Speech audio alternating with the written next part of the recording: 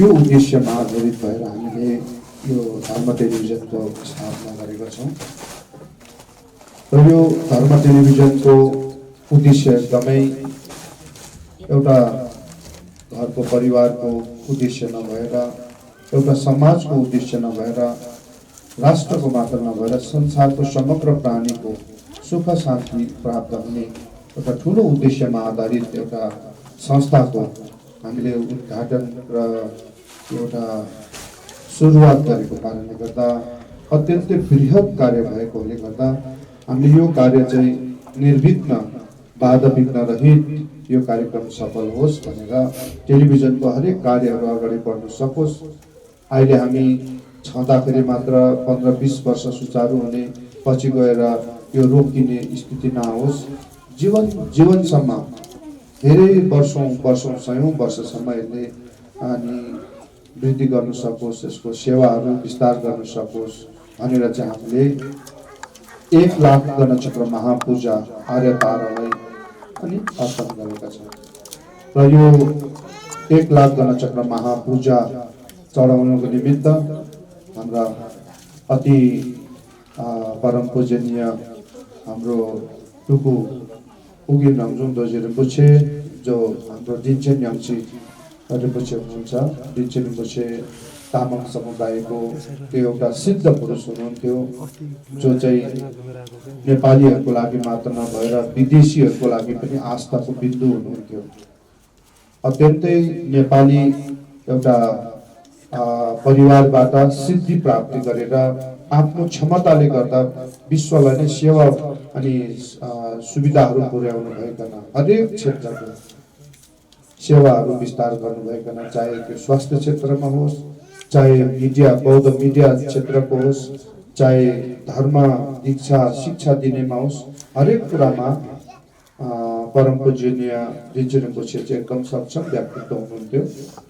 उहाँको याङ्सी उहाँ चाहिँ 2002 सालमा उहाँको परिनिर्वाण भएको थियो। यो कारण पनि विशेष गरिकन उहाँलाई खानपानहरू राम्रो थिएन। त्यस कारणले गर्दा अनि उहाँको पछि गएर 2002 साल डिसेम्बर 18 मा परिनिर्वाण भएको थियो। त्यसपछि उहाँको चाहिँ अहिले याङ्सीको चाहिँ आएको छ र यो जुन चाहिँ एउटा अनि उहाँको याङ्सीको चाहिँ अहिलेसम्म यो जुन पूजाको अगुवाई गरेर आउनु भएको छ। त्यस्तै गरिकन आचार्य हाम्रो मङ्गल धर्मवृद्धि शशि छोपेल गुरु लगायतका हाम्रा बिटिएमसी र रिग्जेन देशिङ चुनिङ चुक्लाखाङका हाम्रा कुशोहरू गुम्बाको आनीहरू त्यस्तै गरिकन हामीलाई नोबल बुद्धिस्ट एसोसिएसनको सङ्घको सदस्यहरू, दाताहरू, शुभचिन्तकहरू सबैजनाले र अन्य अतिथि हाम्रो यस कार्यक्रममा चाहिँ देश विदेशबाट विभिन्न अतिथिहरू आउनु भएको थियो। विभिन्न देशको एम्बेसेडरहरू, फर्स्ट सेक्रेटरीहरू, रिम्पोछेहरू, परम पूजनीय परम पावन रिम्पोछेहरू पाल्नु भएको थियो र उहाँहरू सबैजनाले यो कार्यक्रम सफल पार्नको लागि आफ्ना ठाउँबाट कसैले प्रार्थना गर्नुभयो, कसैले भोजन दान गर्नुभयो। विविध कुराबाट चाहिँ हजुरहरू आस्थावान उपासक उपासिकाले पनि सधैँ उपस्थित हुनुभइकन धर्म टेलिभिजनको सफलताको लागि यो डोल्मा बुङचोक कार्यक्रममा सहभागी हुनुभएकोमा म धर्म टेलिभिजनको संस्थापक धर्मगुरुको नाताले यहाँहरूलाई हृदयदेखि नै अनि साधुवाद टक्राउन चाहन्छु। यो धर्म टेलिभिजन हामी एउटा गुम्बाको लागि मात्र होइन, यो हजुरहरूको लागि पनि हो। त्यसकारणले गर्दा धर्म टेलिभिजनबाट जति सक्दो हामीले लाभ लिन सक्नुपर्छ। यो चाहिँ कस्तो हुँदो रहेछ भन्दाखेरि यो मोमबत्ती जस्तो धर्म टेलिभिजन आफैमा यस्तो खालको प्रकाशक एउटा संस्था हो। धार्मिक एउटा जुन ज्ञानहरू संसारभरि फैलाउने प्रकाश छर्ने एउटा संस्था हो। मोमबत्ती जस्तो भएर संसारलाई प्रकाश दिइरहेको छ र हजुरहरू सबैलाई नै प्रकाशको आवश्यकता छ।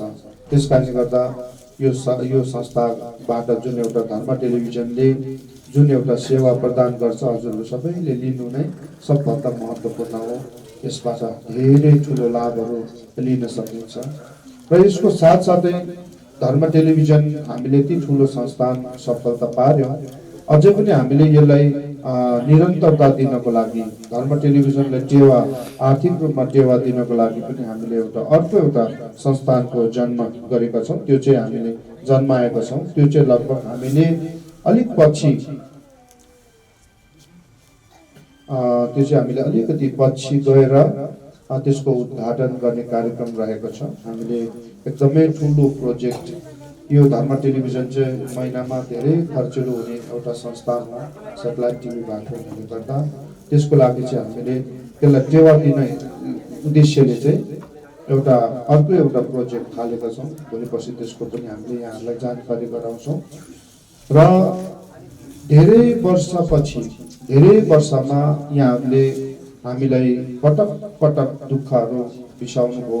हामीलाई पनि यस्तो खालको धर्मको छहालीमा बसेर सबै भौतिक, शैक्षिक, धार्मिक सम्पूर्ण कुराको शीतलता प्राप्त होस् भन्ने खालको इच्छा र आकांक्षाहरू वर्षौंदेखि यहाँहरूले राख्नु भएको छ। म अझै यहाँनिर हाम्रो पाला हुनुहुन्छ एकजना, उहाँलाई पनि सम्झाउन चाहन्छु। आमला हुनुहुन्छ, उहाँहरूलाई सम्झाउन चाहन्छु। उहाँहरू कतिजना बितेर जानुभयो।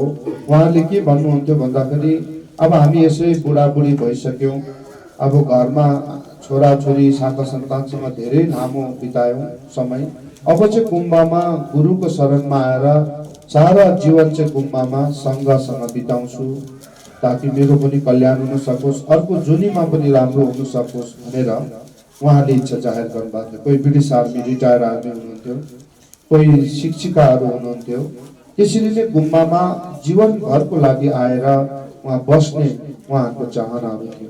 भनेदेखि कसैले हाम्रै दाताहरू कसैको घरमा हामी अब विशेष गरिकन बिहेहरू जस्तो ठुलो कार्य हुँदाखेरि त्यो घरको भित्रको जुन एउटा व्यवस्थापन हो त्यसलाई हामीले हेर्दाखेरि हामीलाई कस्तो खालको खुल्दुली लागिरहेको थियो भन्दाखेरि एउटा बिहे गर्नु पर्दाखेरि 8-10 लाख रुपियाँ खर्च गर्नुपर्ने, अनि एउटा बिहे गर्दाखेरि धेरै वर्षसम्म त्यो ऋणमा चुल्लुममा डुबेर त्यो परिवार चाहिँ धेरै आर्थिक पीडित भएकोहरू पनि हामीले देखेका छौँ। ठुलो एउटा कार्यक्रमहरू गर्नु पर्यो, कतै केही ठुलो कार्यक्रमहरू गर्नु पर्यो भने पनि त्यसरी नै आर्थिक ऋणमा परेर चाहिँ एकदमै पीडित भएको हामी देख्न सक्छौँ। कसैको घरमा ठुलो घटना घट्छ, आफ्नो सदस्य गुमाउँछ, अनि मलामी पाए पनि त्यस्तै खालको जमातहरू मात्र भेट्ने, झगडा गर्ने कुराहरू, त्यस्तै नराम्रो खालको कुराहरू मात्रै गर्ने, त्यस्तो खालको अवस्थाहरू पनि हामीले देख्यौँ। यो काठमाडौँ उपत्यकामा लावारिस लासहरू भएकोहरूदेखि लिएर विविध प्रकारको विचित्रको दुःखहरू हामीले देखेका छौँ। हाम्रै कतिपय परिवारहरूमा पनि विभिन्न प्रकारको समस्याहरू, अब घरमा आफ्नो सदस्यको देहान्त भयो, बुद्ध धर्मको परम्परा अनुसार घरमा राखेर पूजाहरू गर्नुपर्ने दिन हुन्छ, लास निकाल्ने दिन छुट्टै हुन्छ, तर घरमा लास राख्नु दिएन। घरको अब जुन एउटा घरको साउले घरपेटीले राख्न नदिएपछि कहाँ राख्ने त भनेर ठाउँ नपाएर धेरै अनि तडपिएका परिवारहरू पनि हाम्रो यो नाङ्गो आँखाले देखेका छौँ। कसै मानी गर्ने, बजगुरु गर्ने, धर्म गर्छु भन्दाखेरि पनि उनीहरूले गुरु नपाएर तडपेका देखेका छौँ। कोही वाङलुङछीमा दिन रात बिचरा जीवन नै धर्ममा लगाएर जाँदाखेरि पनि अरूबाट जुन एउटा अरू ठुल्ठुलो परिवारहरूबाट समाजबाट आयोजना गरेको त्यो वाङलुङमा जाँदाखेरि पनि एउटा भाषा नबुझेर अनि दिनभरि मानी मात्रै जपेर अनि ठुरा एउटा थापेर मात्रै आएर घरमा त्यतिकै बस्यो, फेरि गयो ठु थापे आयो, वाङ त्यसलाई भनेर बसेकोहरू पनि पाएन। कतिले त्यो वाङमा स्थान नपाएर सम्मानजनक एउटा स्थानहरू जुन हुन्छ, अरू गएर रिम्बुचेको दर्शनको लागि प्रत्यक्ष लाइन लागेर रिम्बुचेको प्रत्यक्ष दर्शन पाउने हाम्रो मान्छेहरूलाई चाहना नभएको होइन। लाइनमा लागेर हामीले पनि हाम्रो गुरु भनेर चाहिँ एकदम गर्वसहित त्यसरी गर्ने इच्छा भएकोहरू पनि पायो, तर त्यो ठाउँमा कुसुम मेडल चढाउनको लागि रिम्बुचेको दर्शन नपाएर तडपेका हाम्रा सदस्यहरू पनि हामीले देख्यौँ। यस्ता धेरै अनगिनत त्यस्ता समस्याहरू अनि चाहनाहरू हामीले देखेका छौँ। कोही बेला मानी गर्ने मानिबसङहरू गुरुहरू नपाएर तर्केकाहरू पनि हामी देखेका छौँ। त्यस कारणले गर्दा यी सम्पूर्ण कुराहरूलाई हामीले मध्यनजर गरिरहेका थियौँ। हामी एक दिन आफ्नो खुट्टामा जब उभिन्छौँ तब चाहिँ हामी एउटा सङ्घ निर्माण गर्छौँ भनेर मलाई यो कुरा लागिरहेको थियो। नभन्दै आज हामी लगभग 40 जना जति लामा आनीहरूको परिवार छौँ।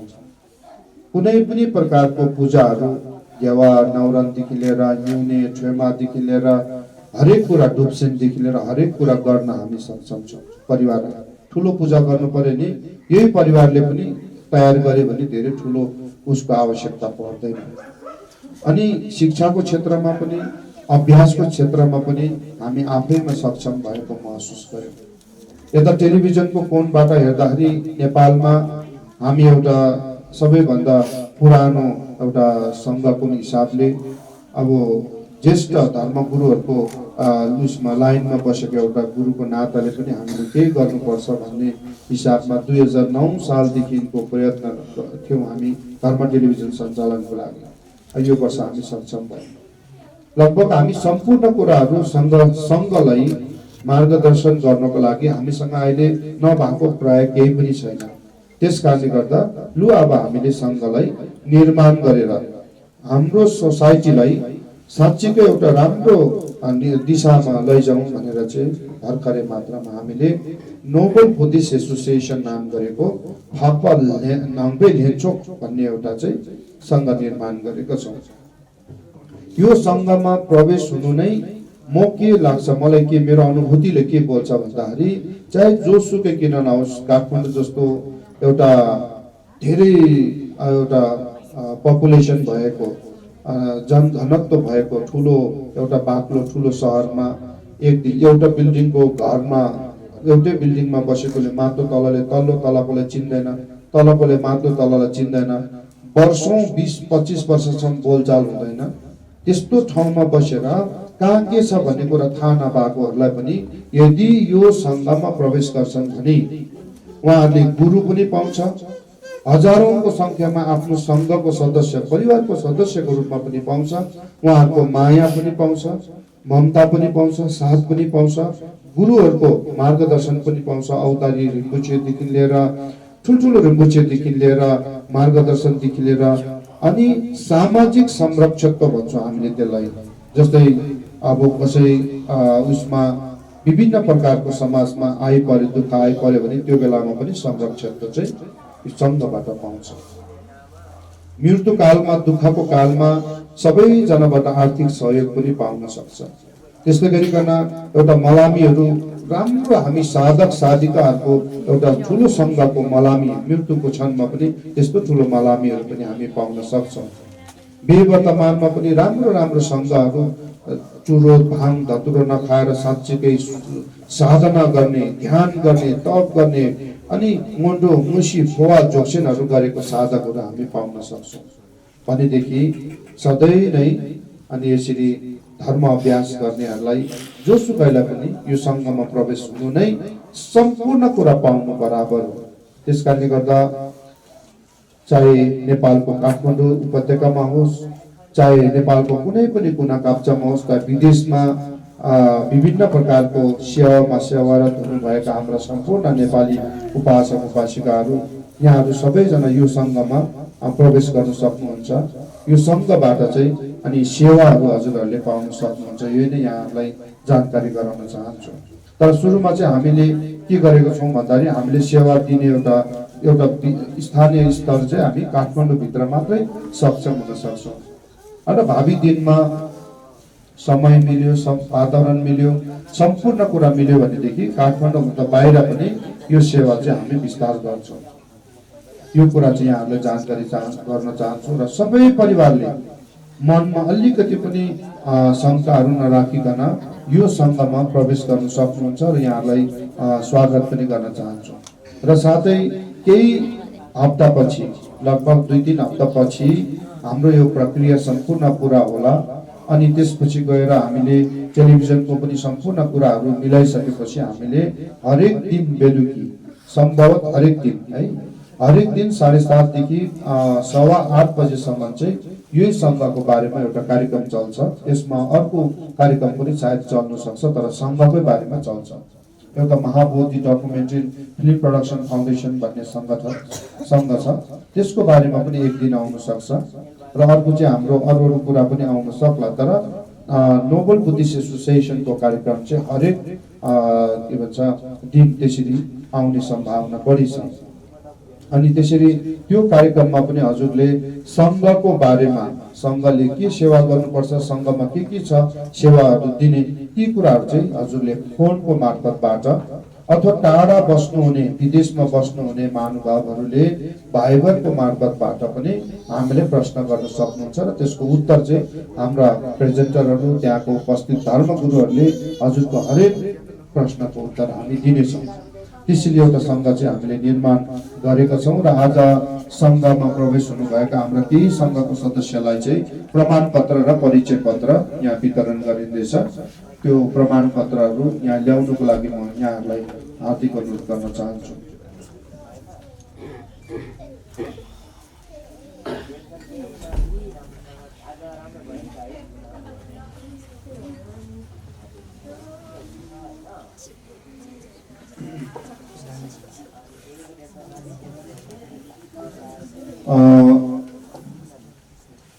सङ्घमा प्रवेश हुनुभएका महानुभावहरूले भावी दिनमा हामीलाई कसरी सम्पर्क गर्ने भन्ने एउटा प्रश्नहरू उठेको थियो।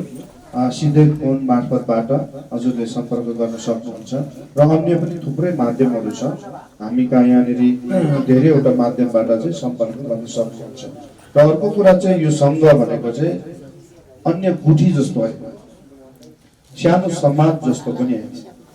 अहिले हामी काठमाडौँमा भएका गुठी र समाजहरू थुप्रै छ, उहाँहरूको आफ्नो तवरले चलिरहेको छ, राम्रो पनि छ, सक्सेसफुल पनि छ। तर एउटा त्योभन्दा पृथक के छ भन्दाखेरि यो सङ्घमा अरू समाज र गुठी जस्तो बिहे वर्तमानमा कसैको बिहे भयो, वर्तमानहरू भयो, बिहेमा चाहिँ पुरा कोसिली लिएर जानै पर्ने, सरकारी पैसा लगाउनै पर्ने, त्यो चाहिँ अनिवार्य छैन।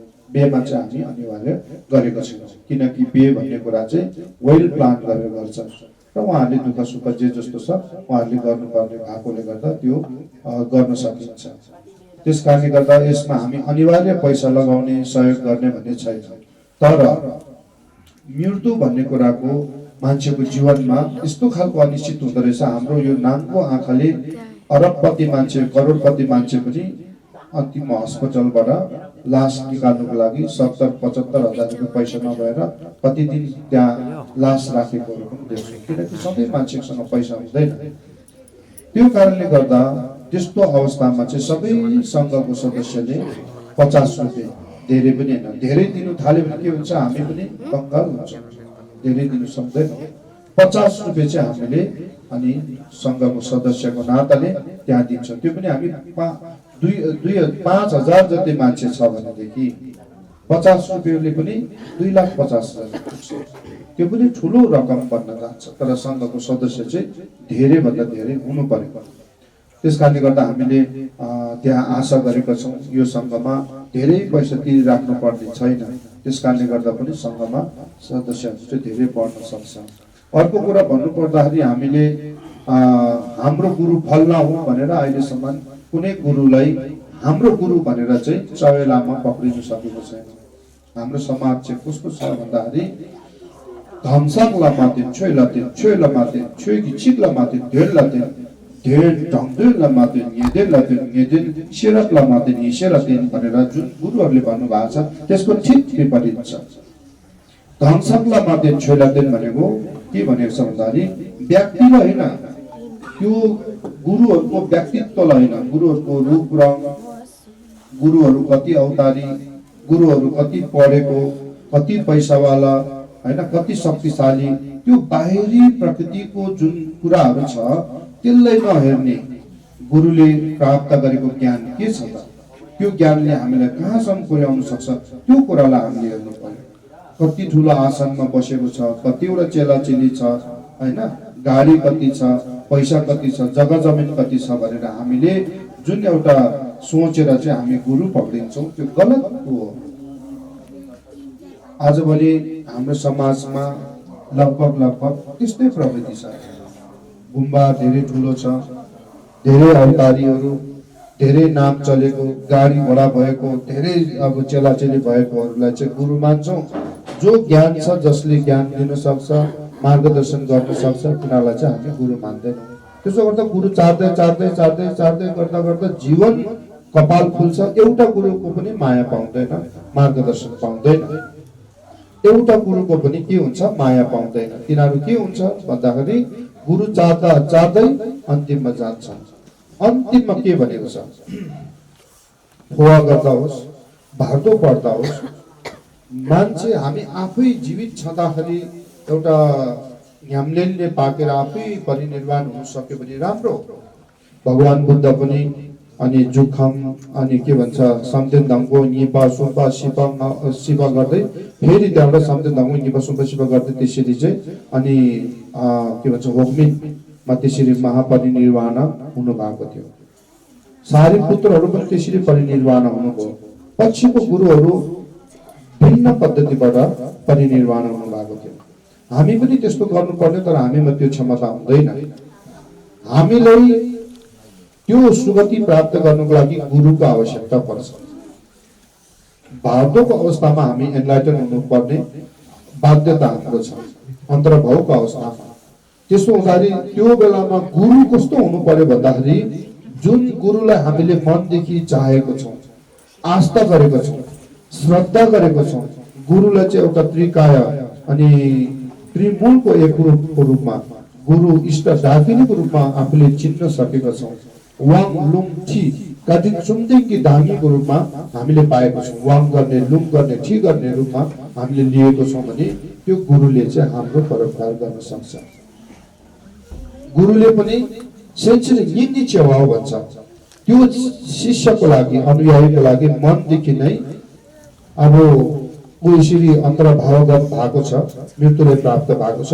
अन्तर्भावमा चाहिँ म उसलाई ध्यानको माध्यमबाट निरन्तर अरू काम पनि छोडेर चाहिँ म उसैलाई म उद्धार गर्छु भनेर पूजाको घरमा मात्र होइन, पूजामा बोलाउँदाखेरि परेको जस्तो मात्र होइन, आफ्नै गुम्बामा बस्दाखेरि पनि बेलुका उसँग कन्ट्याक्ट गरेर उसलाई ल्याएर उसलाई धर्मदेशना गरेर भादो झुन्डुलको कुराहरू पढेर चाहिँ अनि उसलाई मुक्त हुने अन्तर्भावगत भएको अवस्थामा चाहिँ छुङ्गी भादोमा नै अनि त्यो वेसल को त्यो जुन ज्ञानहरू प्राप्त होस् भनेर चाहिँ त्यो गाइडहरू गर्ने खालको वातावरण बनाउनु पर्छ। हामीले एउटा गुरु पक्रिनु सकेनौँ भनेदेखि नि त्यहाँ उसमै लेखेको छ, भार्दो पढाउँदाखेरि चाहिँ कस्तोलाई पढाउनु पर्यो भन्दा आफ्नो चवेलामा जो आफ्नो मूल गुरु हो, जसले आफूले काजिन सुनदेनकी धामीको रूपमा लिएको छ अनि एउटा स्वयं त्रिमूलको रूपमा लिएको छ, त्यस्तो गुरुको मुखारबिन्दबाट स्पष्ट रूपमा पढ्नु सक्ने, वाचन गर्नु सक्ने, मार्गदर्शन गर्नु सक्ने गुरुको मुखारबिन्दबाट चाहिँ त्यो भार्दो सुन्नुपर्छ भनेको छ। नचिन्ने व्यक्ति, नसुनेको व्यक्ति, जान्दै नजानेको व्यक्तिको एउटा भार्दो सुनेर त्यति विश्वास नै हुँदैन। त्यस्तो हुन्छ। जस्तै मानिलिउँ एकजना कुनै व्यक्ति तपाईलाई म यसरी पुर्याइदिन्छु ठाउँमा भने नि तपाईँलाई शङ्का हुन्छ, यो को हो त, न दुश्मनको हो कि भनेर उसलाई विश्वास गर्दैनौँ हामी, होइन? एकैचोटि बस्नुहोस् तपाईँ, म त्यहाँ पुर्याइदिन्छु भन्दा हुँदैन। आफूले चिनेको व्यक्तिले बस्नुहोस् म तपाईँलाई त्यहाँ पुर्याइदिन्छु भने नि निर्धक्क भएर बस्छ र त्यो गन्तव्यमा पुग्छ। भार्दोको यात्रा पनि त्यस्तै हो। हामी कुन ठाउँमा पुग्ने भन्दाखेरि गुरुले चिनेको आफ्नो चावेलामा छ भने त्यो ठाउँमा पुर्याउन सक्छ। नत्र होइन भनेदेखि एउटा चावेलामा राख्नु सकेन, एउटा चावेलामालाई बुझ्नु सकेन, मान्नु सकेन, उहाँबाट शिक्षा दीक्षा लिएको छैनौँ भनेदेखि चाहिँ हामी पटकर जस्तो भएर जता हावा आउँछ त्यसको ठ्याक विपरीत दिशामा हामी बग्न जान्छौँ।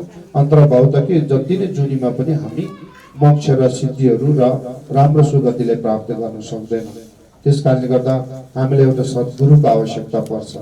सङ्घमा प्रवेश भएर एउटा गुरुको ऊ छ भनेदेखि आजभोलि हाम्रो परिवारमा पनि धेरै आस्था गरेर अब आफूसँग छैन भने पनि बिचरा गुरुहरूलाई यसो गरिरहनु भएको छ, हामी जान्छौँ गर्छौँ भनेर बिचरा अहोरात्र आउने जाने बस्ने त्यो देख्दाखेरि हाम्रो मनमा कस्तो लाग्छ भन्दाखेरि हाम्रो जीवन पनि उहाँहरूको लागि समर्पण गर्नुपर्छ है भन्ने हाम्रो मनमा पनि त्यो लागिरहेको हुन्छ।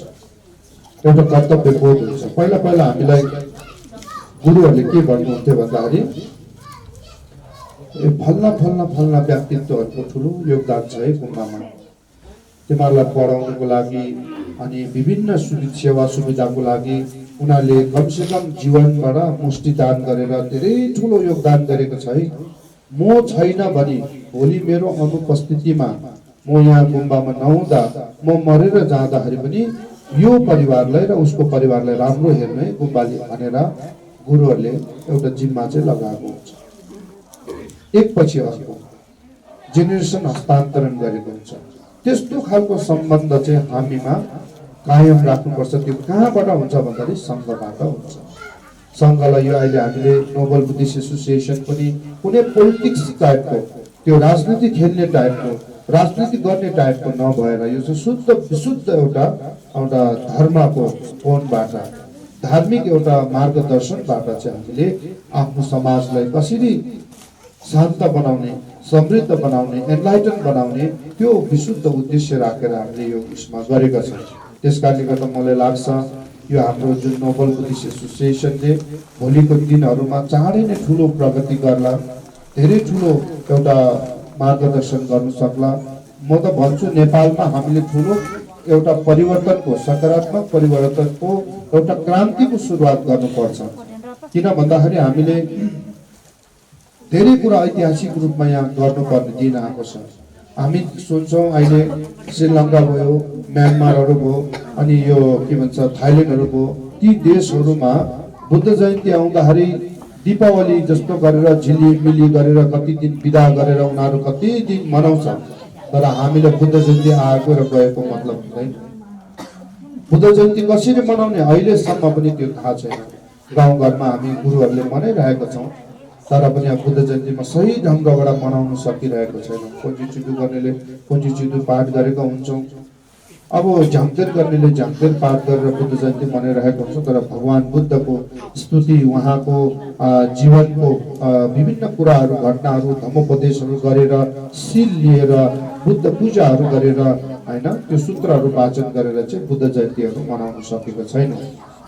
यहाँसम्म कि हामीले हाम्रो एउटा सांस्कृतिक कार्यक्रम लोसार मनाउँदा पनि लोसार पनि विधिगत रूपमा मनाउन सकेको छैनौँ। त्यसकारणले गर्दा म त भन्छु हामीले सांस्कृतिक कार्यक्रम नै किन नहोस्, धार्मिक कार्यक्रम किन नहोस्, ठुलो क्रान्ति ल्याउनु छ। र मैले प्रत्यक्ष देखिरहेको घटना चाहिँ भोलिको दिनमा गएर हामीले जस्तै आर्य ताराको पूजाहरू गर्छौँ, बुद्ध पूजाहरू गर्छौँ। यो चाहिँ हामीले एउटा सानो घरमा कोठाभित्र अथवा हामी गुम्बामा मात्र नभएर यो टुँडीखेल जस्तो ठुल्ठुलो चौरमा लाखौँ उपासक उपासिकाहरू राखेर आर्य ताराको पूजा र त्यसको प्रवचन सहित, आर्य ताराको कथाहरू सहित, अनि आर्य ताराको साधना गर्दा त्यसबाट प्राप्त हुने अनुशंसाहरू, फाइदाहरूको बारेमा समेत धम्मोपदेश गरेर त्यो कार्यक्रमहरू गर्नु सक्नुपर्छ। र हामीले त्यो कार्यक्रमको पनि व्यवस्थाहरू मिलाएका छौँ। भावी दिनहरूमा एउटै लुगा, एउटै ड्रेस, सङ्घको ड्रेस लगाएर छोकुलोको टुङ्गोको कुसुम, अब लामा हिदम खाण्डोको प्रतीकको वस्त्रहरू लगाएर चाहिँ सबैजनाले एउटै ड्रेसमा गुरुहरूबाट व्यवस्थित रूपमा, अनि टाइममा खाने, टाइममा चिया पिउने, टाइममा सरसफाइको याद गर्ने, टाइममा अनि प्रवचन सुन्ने गरेर 2-3 दिन त्यस्तो खालको लाखौँ अनि हाम्रो भक्तजनहरू, उपासक उपासिकाहरू राखेर चाहिँ त्यो प्रवचनहरू गर्ने हामीले ठुलो अठोटहरू गरेका छौँ। यी कुराहरू पनि हाम्रो यो सङ्घबाट नै सुरुवात हुनेमा कुनै डाउट छैन, शङ्का छैन। भोलि दिनमा हामीले धेरै ठुलो रिभोल्युसन यो धार्मिक क्षेत्रमा र सांस्कृतिक क्षेत्रमा धेरै ठुलो एउटा परिवर्तन ल्याउनु छ। त्यसकारणले गर्दा हामीले यो एउटा साधारण सानो कुरा मात्रै नगरे एउटा ठुलो कुरा हो यो। अनि आफ्नो जीवनको एउटा शैली नै अहिले कतिपय बिहान सुत्छौँ, बेलुका सुत्छौँ, बिहान उठ्छौँ, होइन, त्यो तरिकाहरू अब के कसरी सुत्ने, अनि कसरी उठ्ने, बिहान के ध्यान गर्ने, बेलुका के ध्यान गर्ने, यी सारा कुराहरू हामीलाई केही पनि गाइड छैन। कमसेकम सुत्दाखेरि पनि ढुढुक साङ्गेल भन्छ, चोलोम नबसी, चाहे खाँदा होस्, चाहे सुत्दा होस्, चाहे हिँड्दा होस्, बस्दा होस्, सबै बेलामा हामीले पुण्य आर्जन गर्न सक्छौँ। त्यसलाई अभ्यासको रूपमा परिवर्तन गर्न सक्छौँ, तर हामीले त्यो गरिरहेको हुँदैनौँ। किन भन्दाखेरि हामीले त्यो कुराको ज्ञान नै छैन। अहिले त्यो ज्ञान छ भने हामीले खाँदाखेरि, बढाउँदाखेरि, सुत्दाखेरि, आँखा खोल्दाखेरि हरेक कुरामा पुण्य छ, तर त्यो हामी सङ्गमा छैनौँ, गुरुको मार्गदर्शन हामीले प्राप्त छैन। त्यसकारणले गर्दा हामी लथालिङ्ग हिसाबले जे छ त्यस्तै चलिरहेका छौँ। भोजन ग्रहण गर्दाखेरि अभ्यासहरूले के भन्छ साधकहरूले त्यो एउटा भोजन साधक पनि आफ्नो आफ्नो स्तरको साधक हुनुहुन्छ। विपश्यना गर्नेहरूले त्यो भोजन ग्रहण गर्दा पनि आफ्नो शरीरभित्र अनन्त जीवाणुहरू, प्राणी जीवाणुहरू पाउँछ र उसले चाहिँ त्यो भोजन चाहिँ त्यो आफ्नो शरीरभित्र भएको जीवाणु, जसलाई हामी प्रेत पनि भन्न सक्छौँ, त्यो जीवाणुहरूलाई दान दिएको, भोजन दान दिएको, नत्र त्यो जीवाणुहरू मर्छ भनेर उनीहरूप्रति दानको भावले चाहिँ भोजन ग्रहण गर्छ विपश्यना गर्ने साधकहरूले। त्यसरी दान गरेपछि के हुन्छ, आफूले खाएको भोजन पनि दानमा परिणत हुन्छ र त्यो अपार पुण्य प्राप्त हुन्छ। कतिपय तन्त्रको अभ्यास गर्ने साधकहरूले आफ्नो शरीरमा सारा बुद्धको मण्डलहरू आफूले अनुभूति गरेका हुन्छन्। ढाके र धुर्कीहरूको माध्यमबाट चियो धिचुकी खुर्लो लोङ्चो अनि छुकी खुर्लो निगा लोङ्चो झिम्बा लोङ्चुकी खुर्लो निगा अनि छुकी खुर्लो तेवा टुल्बे खुर्लो अनि सामने देख्यो खुर्लो भनेर 5 वटा बुद्ध मण्डलहरू चाहिँ सारा आफ्नो शरीरभित्र नै उनले पाएका हुन्छन् साधकले। र भोजन चढाउँदाखेरि चाहिँ यो भोजन चाहिँ गणचक्र, अझ हामीले गणचक्र भनेका छौँ, यो गणचक्र चाहिँ सारा बुद्धहरूलाई म अर्पण गर्दैछु भनेर भोजन गर्दा पनि गणचक्र पूजा गरेको उसलाई पुण्य प्राप्त भइरहेको हुन्छ त्यो अभ्यासको माध्यमबाट। त्यसरी हुन्छ। बिहान आँखा खोल्दाखेरि प्रज्ञाको आँखा खोलेर संसारको प्राणीलाई म प्रज्ञा र करुणाको चक्षुले चाहिँ म संसारको प्राणीलाई दुःख हेर्छु र उनीहरूलाई अनि बोधी जुन एउटा पथमा आरूढ गराउँछु भनेर उनीहरूले आँखा खोल्छन्। तल खुट्टा खाटबाट खुट्टा झार्दाखेरि पनि उनीहरूले अब म त्यो दुर्गतिहरूमा भएका त्यो ठाउँमै गएर म प्रत्यक्ष प्राणीको कल्याण गर्नको लागि खुट्टा झार्छु त्यो दुर्गतिमा भनेर खुट्टा यसरी झार्ने। बढाउँदाखेरि पनि संसारको सबै प्राणीको चित्त सन्तानमा भएको सम्पूर्ण दुःखहरू, कष्टहरू, अविद्याहरू, कुकर्महरू सबै म बढाउँदैछु उनीहरूकोबाट। अब चाहिँ सबै प्राणीको सन्तानबाट यो पुण्यले चाहिँ अनि चित्त सन्तान उनीहरूको प्राणीको चित्त सन्तानबाट चाहिँ कुकर्महरू सबै नाश भएर जाओस्, शुद्ध भएर जाओस् भनेर अनि सफा गर्ने गर्छन्। यसरी हरेक कुरामा इभन सिगान फाल्दा किन नहोस्, थुक्दा किन नहोस्, त्यसको पनि दान एउटा मन्त्र छ। थुक्दाखेरि पनि प्रेतहरूलाई, हाम्रो थुक पनि कतिपय त्यस्ता प्रेतहरू हुन्छन् जसलाई हामीले कमिलाको रूपबाट विभिन्न रूपमा हामी देख्न सक्छौँ। त्यो थुक पनि उनीहरूको लागि अमृत हुन्छ। त्यसो गर्दाखेरि थुक्क थुक्यो भने त केही हुँदैन, तर त्यसलाई पनि आफ्नो बुद्ध मण्डलबाट निक्लेको अमृत चाहिँ प्रेतवासीहरू जो छन् उनीहरूलाई म यो चढाउँदैछु र यो उनीहरूले ग्रहण गर्ने बित्तिकै उनीहरूले एउटा अनि शुद्ध प्रसाद ग्रहण गरेर छोक के भन्छ छोक साक्षी गरेर चाहिँ अनि पुण्य सञ्चय गरेर उनीहरूलाई चाहिँ बुद्धत्व लाभ हुन सकोस् अथवा सुगतिलाई प्राप्त होस् भनेर हामीले अनि थुकहरू दान गर्छौँ। सिँगारहरू फ्याल्दाखेरि होस्, नुहाउँदाखेरि होस्, हरेक कुरामा हामीले आफ्नो दैनिक चर्यालाई चाहिँ त्यसरी हामीले परिवर्तन गर्न सक्छौँ। हिँड्दा, सुत्दा, बोल्दा, खाँदा हरेक कुरामा हामीले अभ्यास गरेका हुन्छौँ। त्यस कारणले गर्दा सङ्घमा हामी यसरी प्रवेश गरेर अगाडि राम्रोसँगले बस्न सक्यौँ भने हरेक कुरामा मैले बारम्बार के भन्ने गरेको छु भन्दाखेरि यसरी हाम्रो घरलाई पनि हामीले के हुन्छ त घरहरूलाई पनि हाम्रो फल्ना घर भनेर नभनेर यो चाहिँ हामीले पोटाला सिंहको रूपमा हैन देवचिनी सिंहको रूपमा हामीले लिन सक्छौँ। त्यसरी अभ्यास जो दिन रात गरिरहेका हुन्छन् त्यस्तो व्यक्तिहरू जब मृत्यु आसन्न हुन्छ, मृत्यु शय्यामा पुग्छ, त्यो बेलामा ऊ आफैले प्रिपेयर गर्छ। अब म मृत्यु हुने बेला भयो, म अब ध्यानमा बस्नुपर्छ भनेर आफै ध्यानमा बस्ने इतिहासहरू हामी जीवित या हाम्रो नामको आँखाले हामीले देख्ने गरेका छौँ। र भोलिको दिनमा गएर उसको उसलाई यो मेचुए गर्दाखेरि पनि उसको रिङसेलहरू निक्लिने, उसको याङ्सी पुनर्जन्महरू आउने सङ्केतहरू हुन्छ। र म के भन्छु भन्दाखेरि अब हाम्रो नेपाली समाजमा पनि सबै गुरु मात्र होइन, सबै साधक साधिका पनि हामीमा त्यो खालको अधिष्ठान छ। गुरु पद्म सम्भवको त्यो जिल्ला हामीमा छ, बुद्धहरूको जिल्ला अधिष्ठान हामीमा छ। त्यसकारणले गर्दा हामी पनि त्यो साधक भएर हामी पनि साधारण मान्छे पनि मृत्यु पश्चात चाहिँ यो मान्छे पछि गएर याङ्सी पुनर्जन्म चाहिँ फेरि मनुष्यमा आउन सक्छ है, खोज्नुपर्छ भन्ने सम्मको चेतना, त्यो सम्मको आशा हामीले पाल्न सकोस्। र हाम्रो सङ्घको सदस्य कोही मृत्यु भयो भने पनि उनको शरीरबाट रिङ्सेल आयो कि आएन, उसको मेचो गर्दा रिङ्सेल आयो कि आएन, त्यस्तो सम्ममा हाम्रो चेतना चाहिँ त्यहाँसम्म पुगोस्। अहिलेसम्म हाम्रो नेपालीहरू केही बाहेक जलाउँदाखेरि जलाए आयो, कुनै मतलब छैन। तर पहिला अभ्यास थियो। अहिले हामी यो के भन्छ यो ज्योतिषको अभ्यास चाहिँ लगभग काभ्रेको बाङ्देल भन्छ बाङथलीबाट त्यो मेमेहरूबाट आएको त्यो ज्योतिष ज्ञान ममा पनि छ। हामी नुवाकोटमा पछि गएको रहेछौँ। त्यो ज्योतिष ज्ञान अहिले पनि छ। मेमेहरूले अहिले पनि मलाई स्मरण छ, मेमेहरूले लास लगिसकेपछि लास लगेर लानुभन्दा अगाडि ची हेर्ने गर्नुहुन्थ्यो, सिन्ची हेरिसकेपछि लास जब जलाइन्थ्यो भोलिपल्ट गएर चीको आधारमा कहाँ जन्म हुन्छ भनेर भनेछ। त्योपट्टि हेर्दाखेरि चाहिँ पश्चिम दिशामा एउटा राम्रो सुपुत्रमा जन्म हुन्छ सम्पन्न परिवारमा भने चाहिँ यसो राम्रो साँच्ची नै हेर्दाखेरि सानो बच्चाको खुट्टाको छाप हुन्थ्यो खरानीमा जहाँ जलाएको हुन्थ्यो। त्यो हामी नाङ्गो आँखाले देखेका छौँ।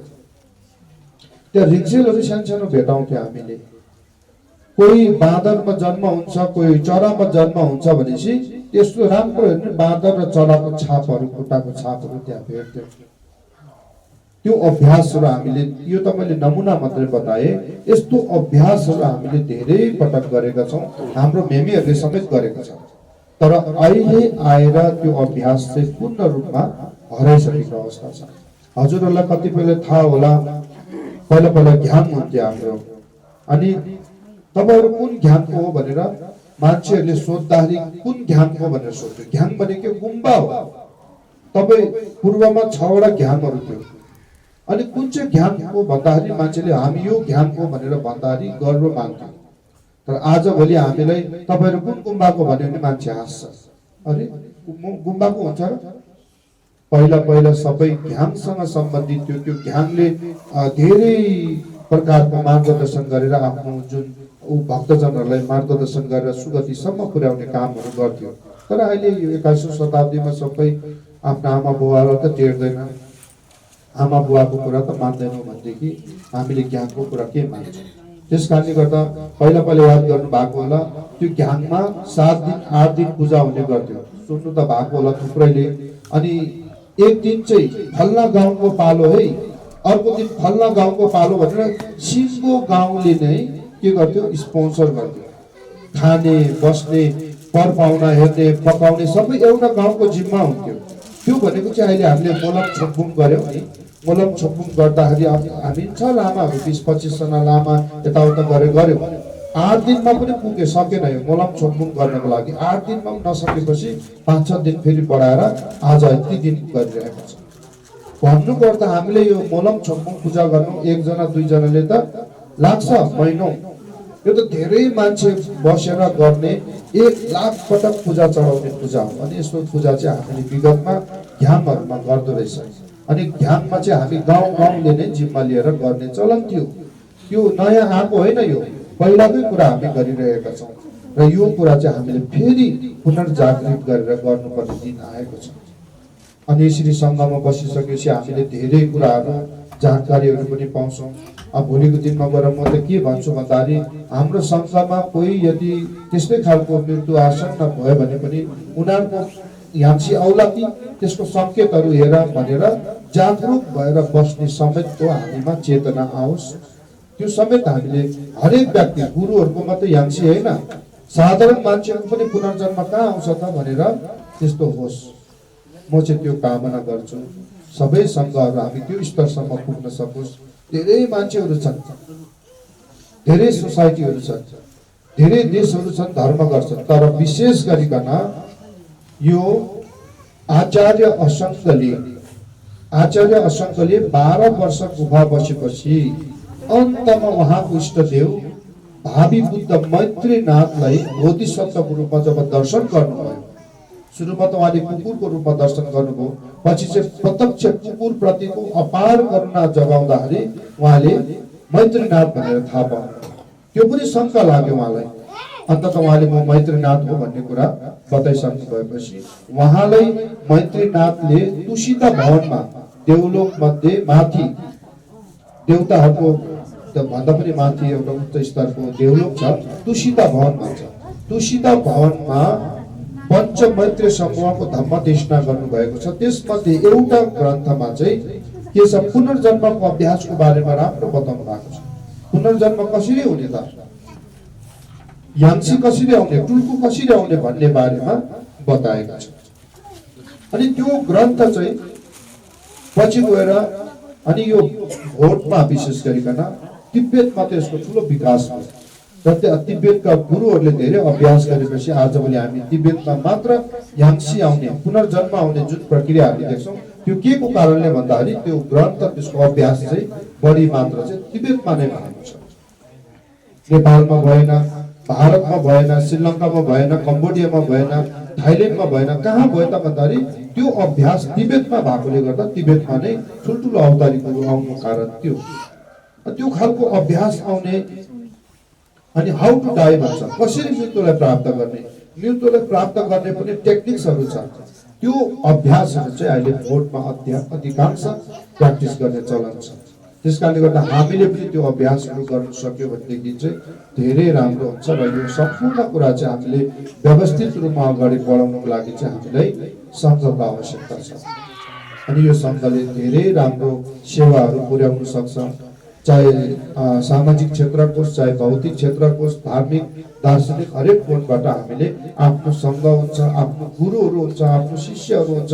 त्यसपछिबाट हामी एउटा सङ्घ व्यवस्थित सङ्गठन भएर अगाडि बढ्न सक्छौँ।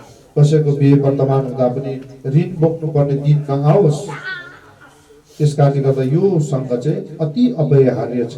यति भन्दै आज यहाँहरू नयाँ सङ्घमा प्रवेश गर्न चाहनुभएका महानुभावहरूलाई म यो प्रमाणपत्र यहाँलाई दिएर अनि साधुवाद गराउन चाहन्छु। प्रमाणपत्र